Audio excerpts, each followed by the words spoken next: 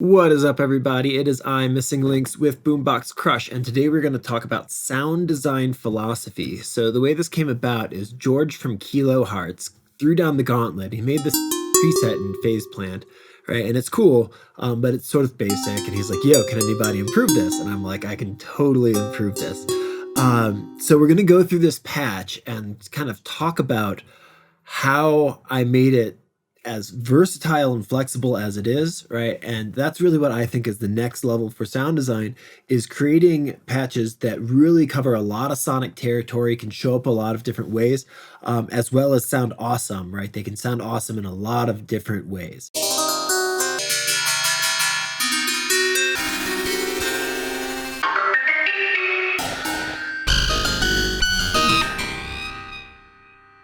And that keeps the sounds fresh and evolving during your track, because you can, one, get the sound to work in almost anything because it's so versatile, and two, in the course of the track, it can mutate and modulate in all sorts of ways that are really, really pleasing.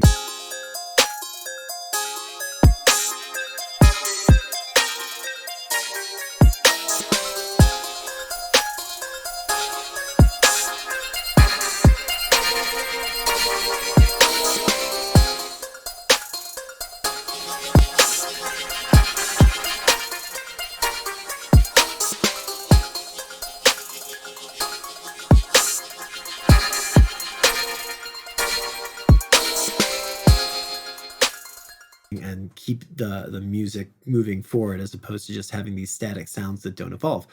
So without further ado, let's dive into Phase Plant, and we'll talk about all this philosophy and sort of the kind of principles we apply towards making as good of patches as you can. All right, so this is the patch that I modified. I just wanted to show you as a basis of comparison. It's kind of harp-like.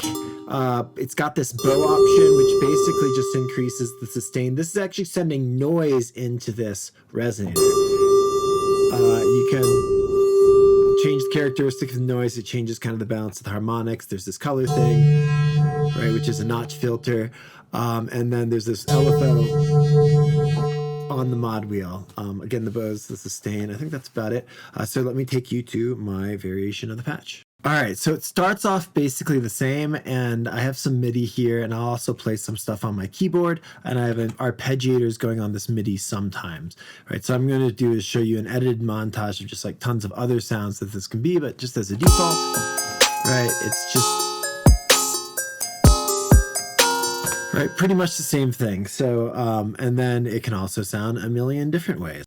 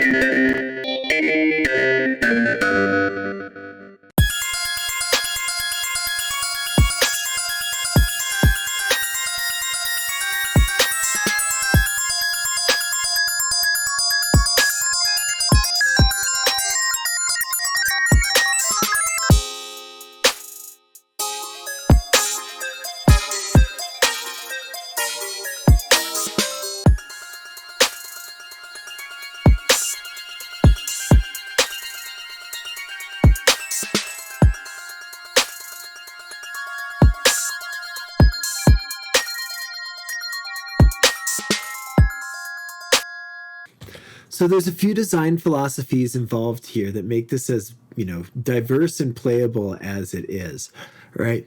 And basically what these are is, one, usability, meaning that like the user interface and like the macros and everything should be designed in such a way that they make sense. Everything that you use is next to each other, like that you would use with each other is next to each other as often as possible, right? That the labeling is as good as possible, because even if these are your presets and you aren't ever going to share them with others, right? You will want this information in the future. You'll want to know, like, have good reminders on how this stuff works. So anything that you can do to improve your user experience, I like to think about it as like, what would you do for someone else if you were doing this like on commission or something like that? We run Boombox Crush, is obviously my company, and we apply these design philosophies for all of our products, right, to make them as good as possible. But then we get to use them too, right? And we've got incredible tools that we get to use. And I find that the better the tools you have, the better music making decisions you're freed up to make. Like the types of stuff that you're like, I wouldn't do that, that's too much effort, right? All of a sudden become easy, and now you can choose to do those if this music calls for it, right? So there's a lot of benefit of having really good tools that let you access a bunch of stuff rapidly, because it'll lead you to make choices that would otherwise be too difficult, and they thereby become easy. And so when you have flexible tools that can cover a lot of ground, you've got a lot of stuff that's available to you at your fingertips, right?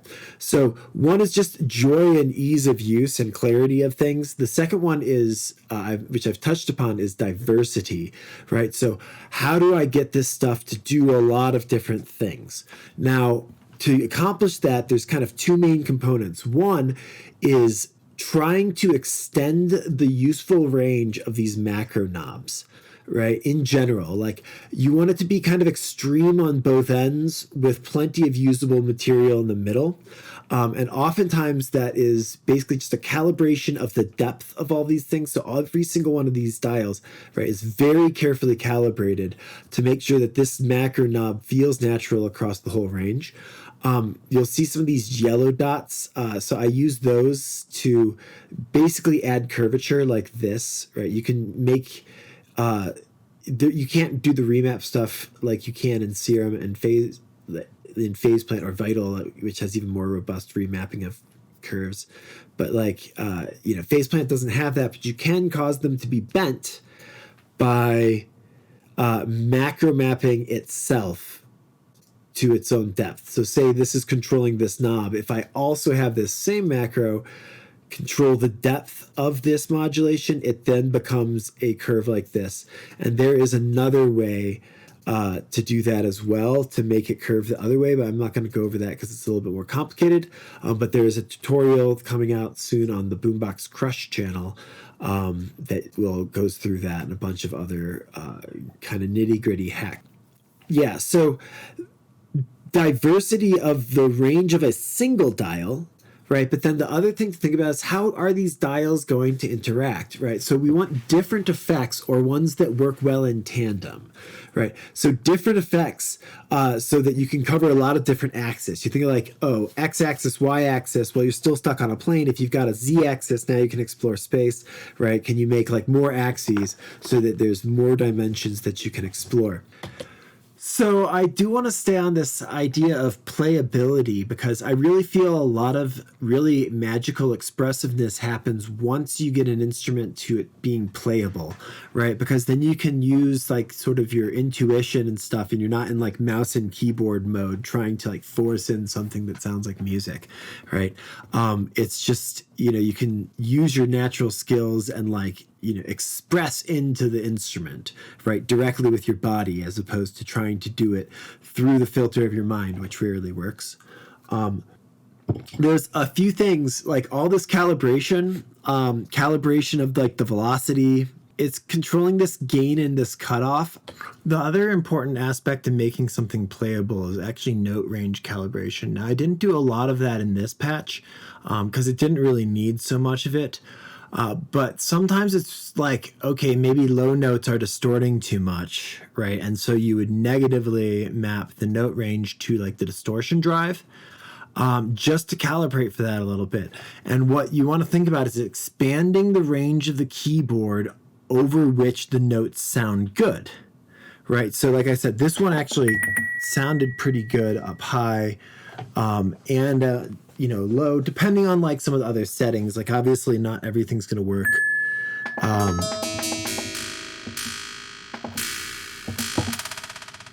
Right. Even that's really cool. Right, send that into the color box. But yeah, expanding the range of the keyboard over which it is playable, such that you can get more diversified material, right?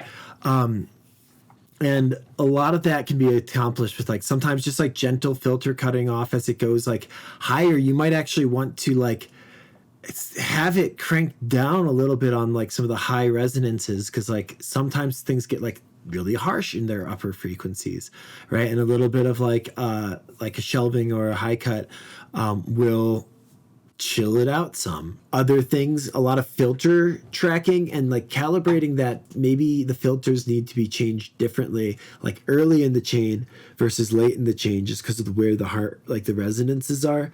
Key tracked filters are amazing. So like this EQ, for instance, is key tracked, right? It's like literally note tracking. I got to turn the mix on, but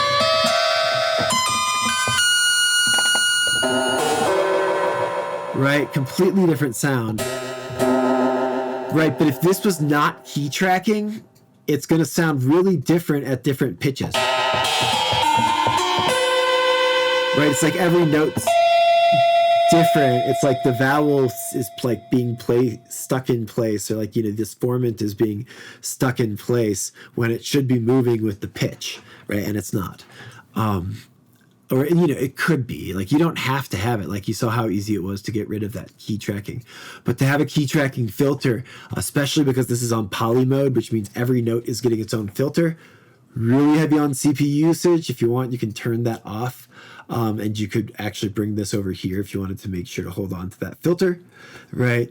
And then at least you aren't hitting this color box on every single note being different. But once I saw that these poly modes were on, I was like, oh man, that can get out of hand quickly. You can turn this off and it still sounds good. Right, and so it's like, oh, well, this patch is great, except for at the high frequencies.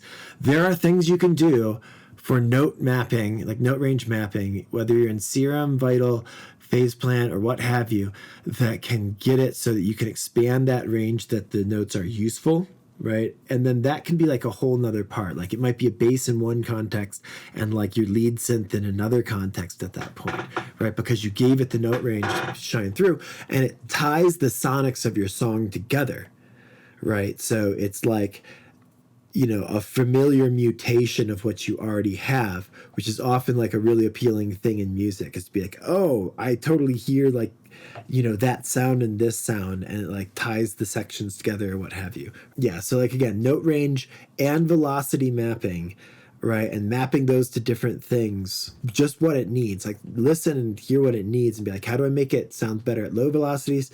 How do I make it sound better at high velocities and make them different? How do I expand the key range and make it sound natural and useful? It doesn't have to sound the same at low as high, but you want it to, produce useful material across those ranges. And yeah, the last thing I guess I'll put on playability is, so the old one of these had an LFO on the mod wheel. I have the LFO here. I actually changed that to be channel pressure because I wanted to free up the macro knobs. Kilohertz, if you are seeing this, I would love it if you had the option for a second page of macro knobs. That would be really great if you're not trying to clutter this anymore. But I know it sounds crazy, but 8 macro knobs is not always enough. And then also snap heaps, you got to be able to map these guys to MIDI individually, because right now, like this is mapped to CC14, but you'll notice it's actually controlling all the snap heaps all at once, right? So that's just not good. If you could be like, this is snap heap 1, this is snap heap 2, they totally have different MIDI mappings for their knobs, obviously, right? That would be amazing, because then you could stick anything in a snap heap and be able to control it with CC automation messages, which you can't do in Phase Plant. You can't like mod a lot of this stuff, but you could if it was in a snap heap and if the snap heaps saw each other differently. So Kilohertz, please make that change. I know you're doing modulation changes right now. That would be a great one. So I have it as channel pressure instead. So as you push into the keyboard, if you have such a keyboard, I do not right now. Mine is getting repaired, and I have this one that does not have it. But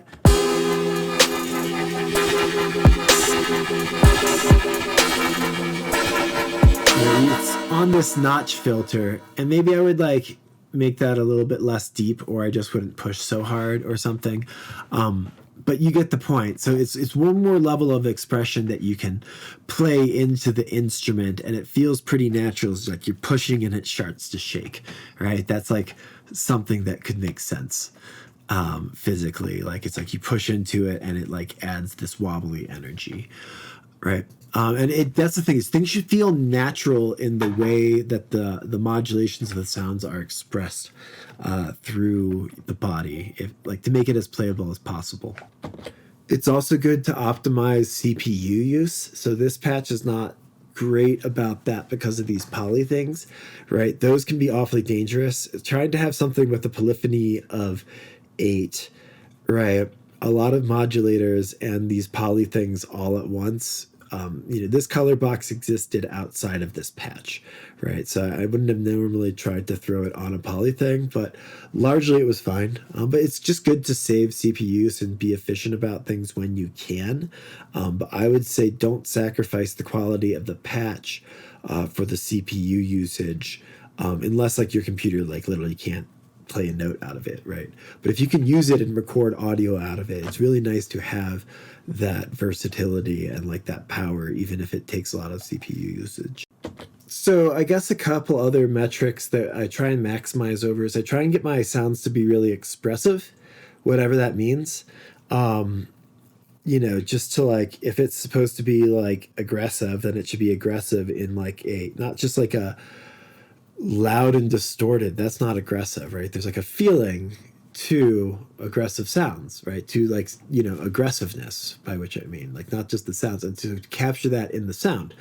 So just trying to have things be expressive really makes a big difference at every stage of your music. I find that the electronic music that I think doesn't work, people got lost in computer land or whatever, and they're in too much of a thinking mode, and they like kind of distance themselves unintentionally from the expressive place of music. But ultimately, music's art, right? And it's an emotional journey as well as something that sounds cool and can be like cerebrally stimulating and other stuff, right?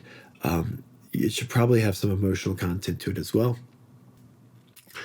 So let's go on into some of these things like this color box and just some of the ideas. So this is literally why Phase Plant and the Kilohertz ecosystem is so fucking amazing, is because of Snap Heap and Multipass. In fact, you can get Snap Heap for free, and you could use this color box preset, which is free in the description, inside this. I'll put it separate, because if you don't have Phase Plant, you won't be able to open this and save it down. So I'll put the color box in there separate for y'all.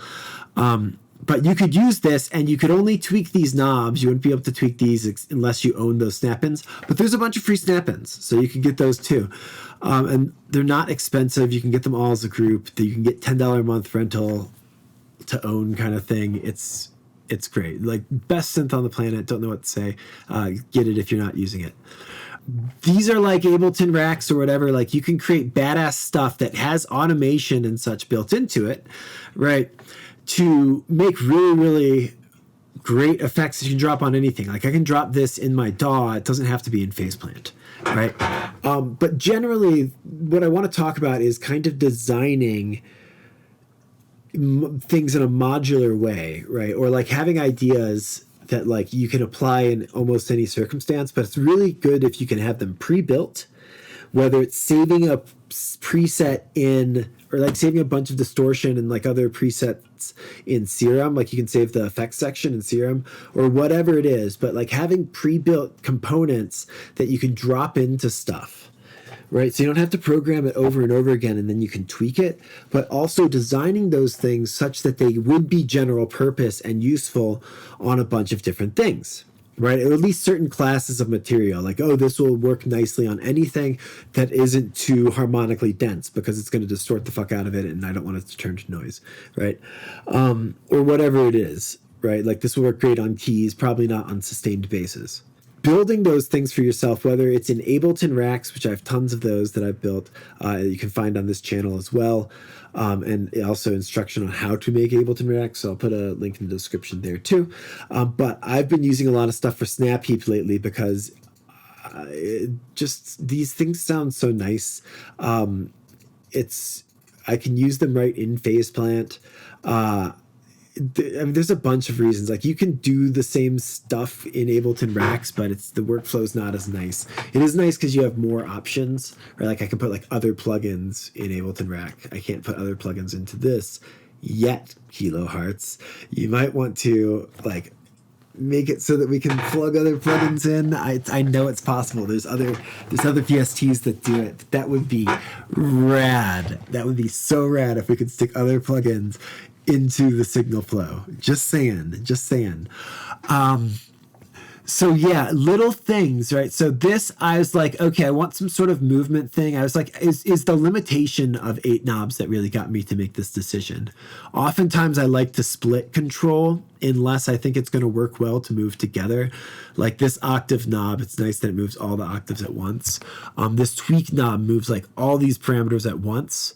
So that's cool, but it's kind of limited based off of how I calibrated these. So you could recalibrate them and make a new tweak knob, but like fundamentally, like it's sort of limited, but it's very useful, right? Because it'll change all sorts of things about the sound across all these guys. So same thing with this LFO rate and LFO depth, right? It's doing something on each of these voices.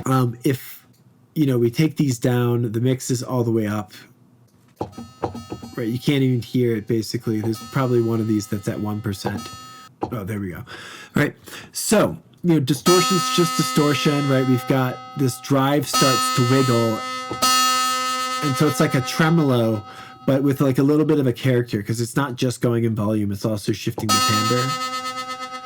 Right, this is obviously an extreme wiggle, but I was like, how do I want it to sound on the very most extreme for each of these? Get them calibrated together. How do I want them when they're kind of chill? Right, and we add them together. Right?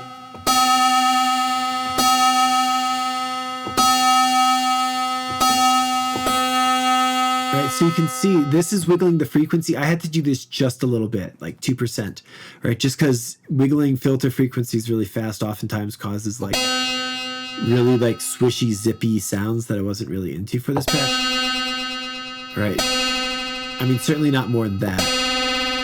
Right. Also, I always map it to the synced version and the unsynced version, right? Right, so it's easy access to both, so it's both calibrated already. Right, so lots of stuff you can do here. Right, versus, right, very cool. Right, so lots of options, and then blending it all together.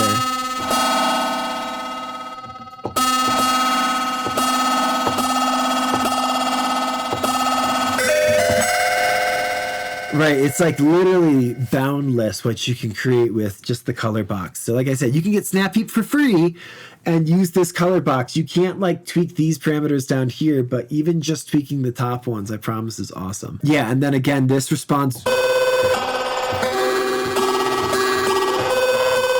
Right, it responds really well to the octaves because it's changing harmonics. So it's like, how many harmonics are we filtering? How many harmonics like are going into this distortion, right? Like how, yeah, so having modular effects that themselves are diverse and then thinking about how those interact with each other. You know, we've talked about the playability, we've talked about the versatility. The modularity is this other major theme, right? It's like building stuff that you can apply in different situations. Yeah, just thinking, the other big key theme is thinking about the user's experience and how do you make it as good as possible, right? Now, I don't recommend doing sound design this way when you're in the middle of a writing session, right? This is the type of stuff that you do outside of writing sessions because you can make good patches that you can use in dozens of songs that show up differently, that you can have evolve and change over the course of your song. Like this goes so many different ways. Like I could record this out to audio or modify it live, right? I could record stuff and tweak knobs, make like mud pies if you've heard of that technique, but just like generating wide diversity of sound and then chop up the best bits, right? And just like have like little like splashes. There's a lot that you get out of having such a versatile instrument, right? Like this can even go like glitch style with this wander amount, especially like I said, like this easy switch off of like the digital motion versus the non-digital motion. Like right now it's in non-digital mode. And the last one, I have a far away rack. So the last one is kind of having mixing options built into it. Like you want to be able to have some stuff that's going to quickly get it to work in what you're working with, right? So in this case, there's like this color knob. This used to be mapped to a knob, and I stopped doing that. It's key tracking now. Key tracking filters, like it makes your sound more consistent across notes if that's what you're going for. Kilohertz, it's for most filter cutoffs, it's 50% on the note module, is 1 octave per octave rate of cutoff. This far away rack, I'll also throw this far away rack. This is great though. So look, we're like all distance and shit. We can bring that right up into our face. Right, we've still got some reverb and such up here that's like bringing it a little bit far back. Right, let me turn down this color box. But we can push that right into the distance. And basically that is this high cut and low cut. Right, we can change the offset. Right. Sometimes you want to reintroduce transients, you know, after you cut stuff off. It kind of makes it seem more upfront, or sometimes like to really push it back, you can remove the transients if you like really need it to be distant. Same thing like if you put off the reverb. This is the middle band.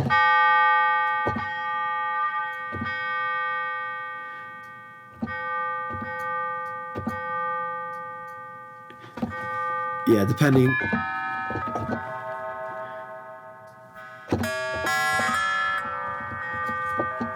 Yeah, so having some sort of quick mixing option, and so that is basically color, reverb, like space, right, and stereo placement. Well, I just want to say placement. So like something either about the width, and there's lots of ways to create width, but something about the depth, right, which can be anything from just simple high, like cutting, like low pass, like getting rid of high frequencies make things sound further away. It helps also if you cut out low frequencies. Reverb will help make things further away.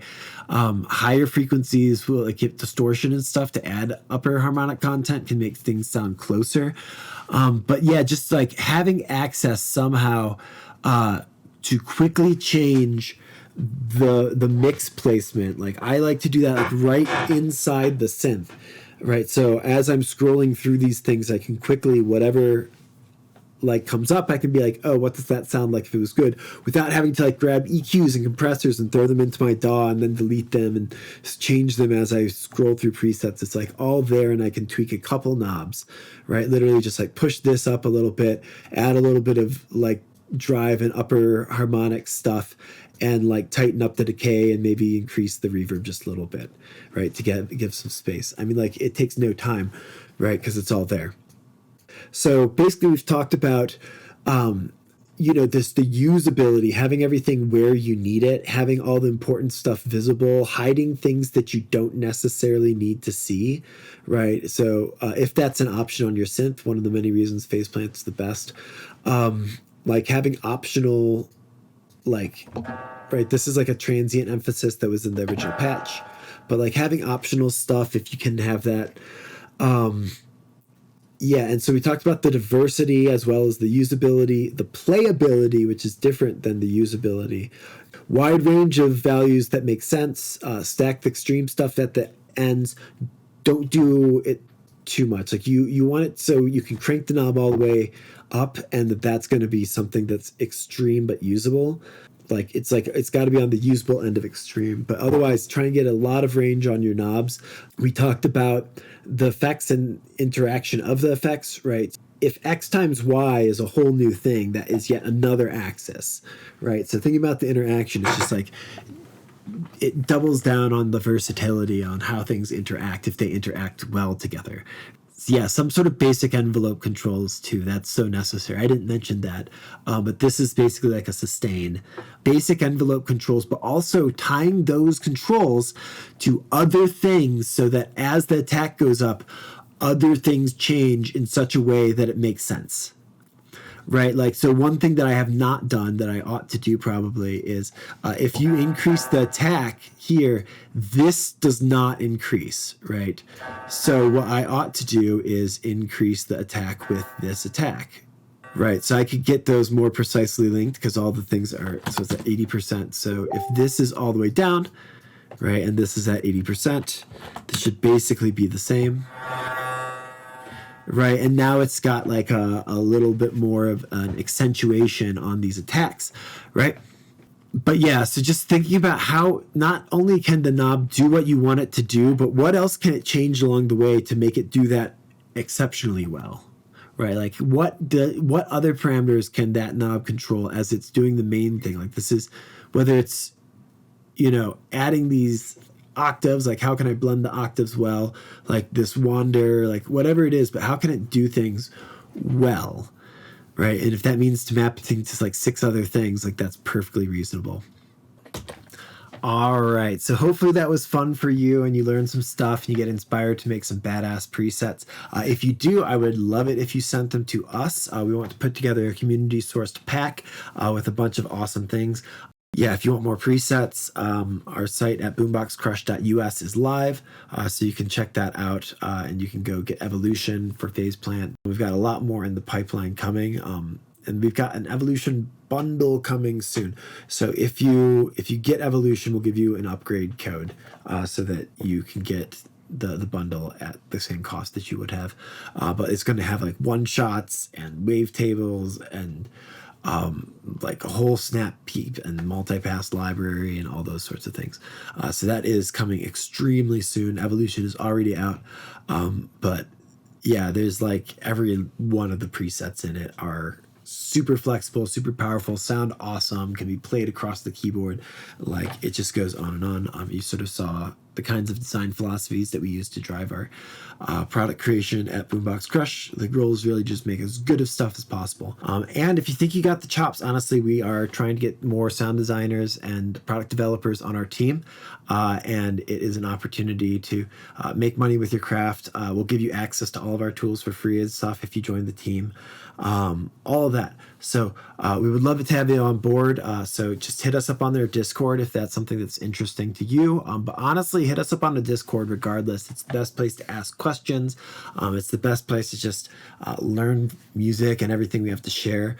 We have classes that we give sometimes, so you can check this class schedule there. Pretty much immediately, we're going to start a weekly sound design thing.